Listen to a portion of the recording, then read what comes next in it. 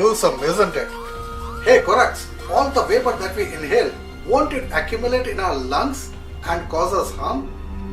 We know water in the lungs is a serious matter.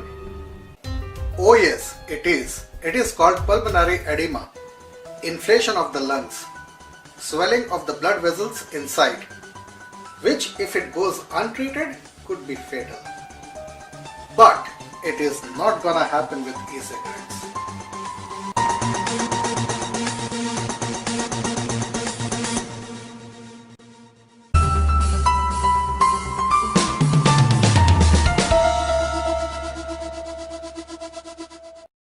Vaping. Don't we risk vapor accumulating in our lungs?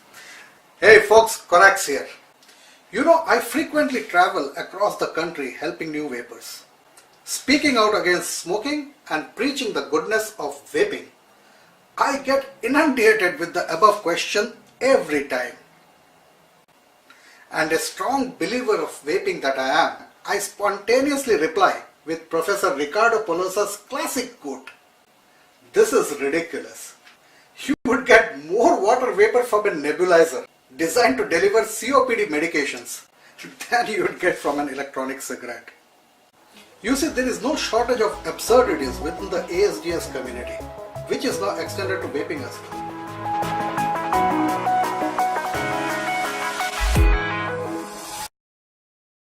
People at war with smoking is understandable. Their cause is just.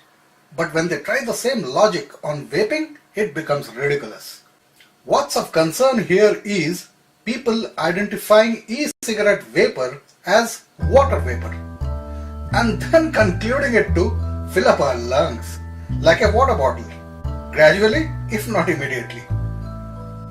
Common people like you and me thinking this way is again understandable. But when licensed medical professionals speak the same, it gets absurd. I know. Where do these idiots get their degree? At a ball pit at McDonald's? This report isn't just propaganda disguised as concern. It scares people away from effectively quitting real cigarettes, enabling more death. Faced with hopeful findings on vaping, they state the opposite. And not only absurd, this is then a disservice to humanity. Let us first get to know two important things on the subject. You cannot flood your lungs with liquid by inhaling anything.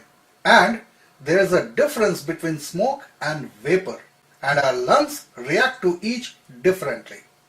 First and foremost, we should understand that inhalation of even pure water vapor will not flood the lungs.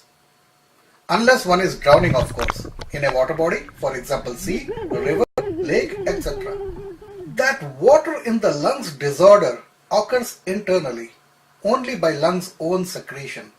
When someone gets liquid in his or her lungs, it's from an allergic reaction, sickness or chronic condition causing the lungs to secrete liquids.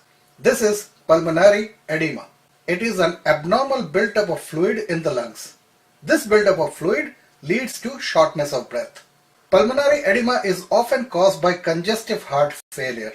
When the heart is not able to pump efficiently, blood can back up into the veins that move blood through the lungs. As the pressure in these blood vessels increase, fluid is pushed into the air spaces called alveoli in the lungs. This fluid reduces oxygen movement through the lungs and thus breathing becomes difficult. And remember, we breathe in moisture all the time. Thus liquids gets into the lungs more often than not. And together the amount of fluid that we inhale regularly is much more than what we do with vaping. Way more. That includes water.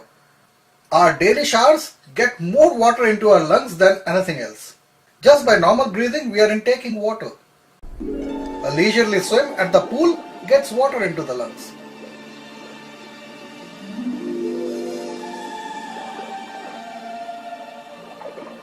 And how about the asthmatic patients who use nebulizers regularly?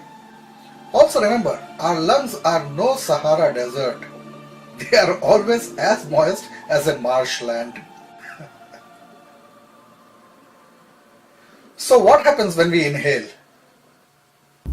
Moisture or other particulates are simply absorbed through the thin alveolar membranes of the lungs into the bloodstream.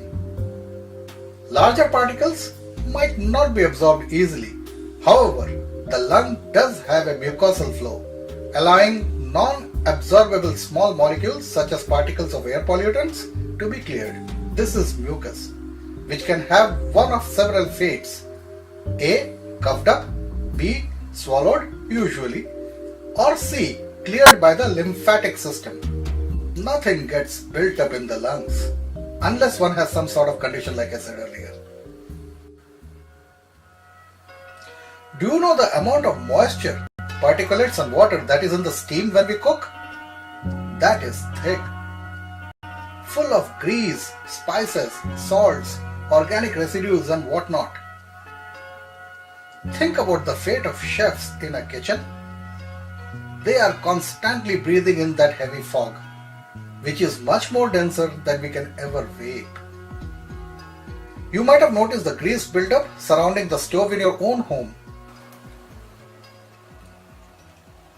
If we continue with this logic, our womenfolk, mothers, sisters, daughters, wives would have been long dead working in the kitchen. Now let's see what's the difference between cigarette smoke and vapor from an e-cigarette. Our vapor from e-cigarettes is an aerosol mix of atomized PG and VG, along with some colorings, flavorings and nicotine. There is hardly any water in the e-liquids, and if there is, it is in negligible amounts. When vapor enters the lungs, like I stated earlier, most particulates, including nicotine, are absorbed by the alveolar membranes and enter the bloodstream. VG and PG are larger molecules and they are exhaled immediately. That's how you see the clouds, bro. Anything that the membranes don't absorb are thrown out in the form of mucus, which again can take either of the three routes: A. Coughed up, B. Swallowed, usually, or C. Cleared by the lymphatic system. Anyway, the particulate matter from smoking tobacco cigarette is 920 parts per million after 3 minutes of smoking, while the same with electronic cigarette is just 40 parts, same after 3 minutes of vaping. So 920 and 40, which is better? Anything 40 or under is considered safe as per environment point of view. That is, if your workplace has 40 or less ppm in the air, they would not do anything, as it is perfectly safe for everyone to breathe. But remember the 2013 China report, when they had that smog problem? The air quality there then had reached 1000 parts per million of particulate matter. That time it was essentially being trapped in a room full of smoke all the time.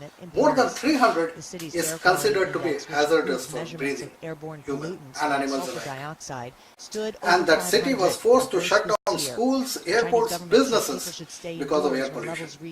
Cigarette smoke is very similar to that smog, though it may look feeble in comparison to our e-cigarette vapor. In reality, it is much thicker. And much of it stays within the lungs. Note the tar. Which is why you find exhaled smoke from cigarette smoking to be lighter than what it was inhaled. The opposite is with e-cigarette.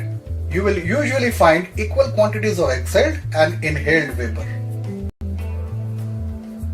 Besides, PG in our e-liquid is highly hygroscopic, meaning it pulls water from its surroundings. When we vape, water is drawn from our mouth and lungs into the vapor mix. Thus, we tend to dehydrate more with vaping. And the solution is to consume enough water, especially if you're on high PG liquids. And remember, what we do know is that PG and VG are not going to leave a long-term residue in the lungs. The fact that they are listed as verified excipients by inhalation by the